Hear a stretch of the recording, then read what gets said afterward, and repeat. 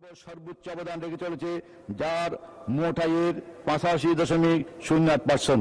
এই শিল্পে প্রায় 50 লক্ষ শ্রমিক কর্মরত আছে। বাংলাদেশের অর্থনীতিতে পোশাক শিল্প আজ একছত্র আধিপত্য বিস্তার করে চলছে।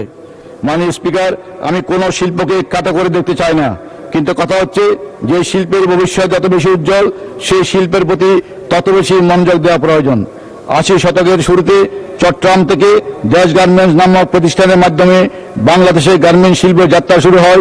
দীর্ঘ 40 বছর যাবৎ অনেক চ্যালেঞ্জ মোকাবেলা করে এই শিল্প ধাপে ধাপে আজকের এই অবস্থানে উপনীত হয়েছে। মাননীয় প্রধানমন্ত্রী গার্মেন্টস শিল্পের এই অগ্রযাত্রাকে ত্বরান্বিত করার জন্য বিভিন্ন আর্থিক সুবিধা সহ বহু রকমের নীতিগত সুযোগ সুবিধা প্রদান করে আসতেছেন। যখন এই গার্মেন্টস শিল্পে কোনো সমস্যার সম্মুখীন হয়েছে, তখন এই মাননীয় প্রধানমন্ত্রী সাহায্যের হাত বাড়িয়ে দিয়েছেন। উদাহরণস্বরূপ কোভিড কালীন কঠিন সময়ে জীবন এবং জীবিকা সচল রাখার জন্য গার্মেন্টস শিল্প সহ সব ধরনের শিল্পে যে আর্থিক পাওনা দিয়েছিলেন, তা বাংলাদেশের ইতিহাসে এক বিরল দৃষ্টান্ত হয়ে থাকবে। মাননীয় স্পিকার, পোশাক শিল্পকে কেন্দ্র করে দীর্ঘ 40টি বছর এই দেশে অসংখ্য ব্যাকওয়ার্ড লিঙ্কেজ কারখানা সৃষ্টি হয়েছে।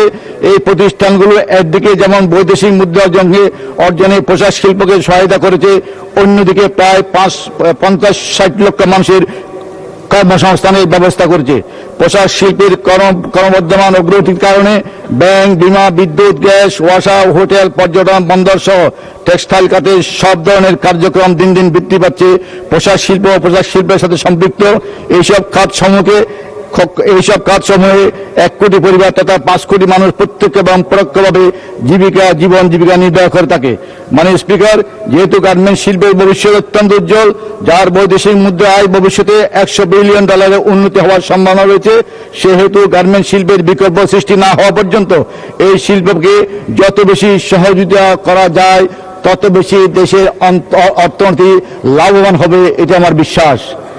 তাই সেই শিল্পের উপর প্রস্তাবিত 1% সোর্স ট্যাক্স সম্পূর্ণভাবে অব্যাহত দিয়ে পোশাক শিল্পের অগ্রযাত্রাকে আরো অনন্য উচ্চতায় নিয়ে যাওয়ার জন্য যদি আগামী 5 বছর মেয়াদী একটি সুদূর প্রসারী কর্মপরিকল্পনা গ্রহণ করা হয়, তাহলে আমার দৃঢ় বিশ্বাস এই শিল্প আগামী 5 বছরে বাংলাদেশের অর্থনীতিতে এক বিরাট পরিবর্তন আনতে সক্ষম হবে ইনশাআল্লাহ। মাননীয় স্পিকার, প্রস্তাবিত বাজেটে আনডিক্লার্ড আয়কে 15% কর পরিশোধ সাপেক্ষে দেশে বিনিয়োগের সুযোগ দেওয়া হয়েছে। এই আয় আনপ্রোডাক্টিভ খাত যেমন ফ্ল্যাট এবং ফ্লডে বিনিয়োগের কথা উল্লেখ আছে। আমার মতে 15% কর পরিশোধ সাপেক্ষে বৈধ আয়ের সমূহ টাকা শিল্প খাতে বিনিয়োগ করলে উৎপাদন বৃদ্ধি সহ দেশের কর্মসংস্থান বৃদ্ধি পাবে এবং দেশের অর্থনীতিতে ইতিবাচক প্রভাব ফেলবে। এই বিষয়টা বিবেচনা করার জন্য আপনার মাধ্যমে মাননীয় অর্থমন্ত্রী মহোদয়কে সবিনয় অনুরোধ জানাচ্ছি। অন্যদিকে সরকার বাণিজ্যিক ব্যাংক থেকে বেশি পরিমাণ ঋণ নিলে পরে বেসরকারি খাতে ঋণের প্রবাহ কমে যাবে, যা বিনিয়োগের ক্ষেত্রে বিরূপ প্রতিক্রিয়া দেখা দিবে, শিল্প বাণিজ্যে বিনিয়োগ বাধাগ্রস্ত হবে। আশা করি এই বিষয়টিও মাননীয় অর্থমন্ত্রী মহোদয়